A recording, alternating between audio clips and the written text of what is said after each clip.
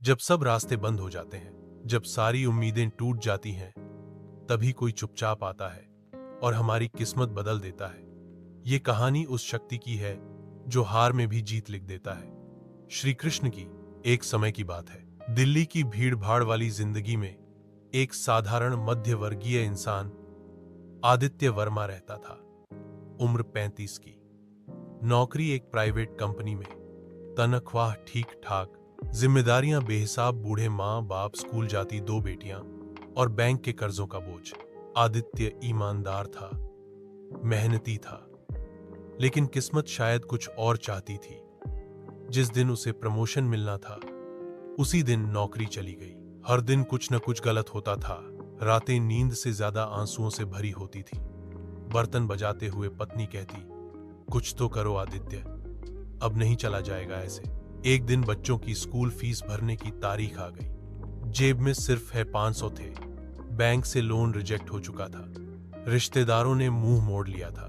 उसी रात आदित्य छत पर बैठा, हाथ जोड़कर रो पड़ा, हे कृष्णा, तू सच में है भी या नहीं। फिर कुछ ऐसा हुआ जो उसने सोचा भी नहीं था। अगली सुबह आदित्य को रास्ते में एक बूढ़े बाबा मिले। उनके कपड़े साधारण थे, आंखें चमकती हुईं और मुस्कान गहरी। उन्होंने कहा, तू परेशान है पुत्र, लेकिन श्री कृष्ण कभी अपने भक्त को अकेला नहीं छोड़ते। आदित्य हैरान हुआ। उसने कभी उस बाबा को पहले नहीं देखा था। बाबा ने उसे एक छोटी सी श्री कृष्ण की मूर्ति दी और कहा, हर दिन बस इसे प्रेम से निहारना, सवाल मत करना, बाकी सब कृष्ण पर छोड़ दे। आदित्य ने भरोसा करने का फैसला किया। हर सुबह वो पूजा करता, लेकिन इस बार सिर्फ रटाई प्रार्थना नहीं, प्रेम से, भरोसे से। मन में बस एक भावना, जो होगा अच्छा ही होगा।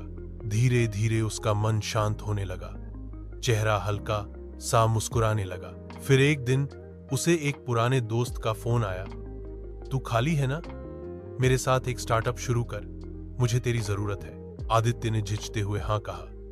काम नया था, लेकिन मन में अब डर नहीं था, क्योंकि कृष्ण साथ थे।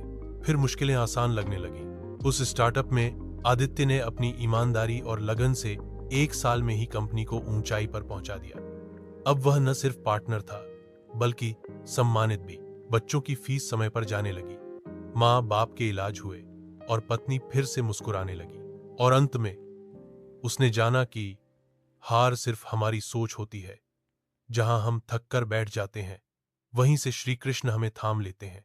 आदित्य आज भी रोज उस मूर्ति को प्रणाम करता है, क्योंकि उसे पता है, जहां हार थी, वहां कृष्ण ने जीत लिख दी।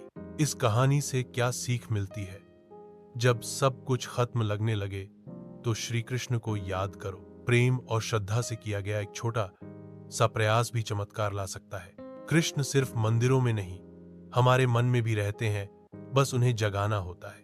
अगर आपको ये कहानी प्रेरणादायक लगी हो, तो इसे लाइक करें, कमेंट में जय श्री कृष्णा लिखें और ऐसी ही और आध्यात्मिक कहानियां सुनने के लिए हमारे चैनल सक्सेस साधना को सब्सक्राइब करें। हर हफ्ते नई कहानियां, नए चमत्कार, सिर्फ आपके लिए।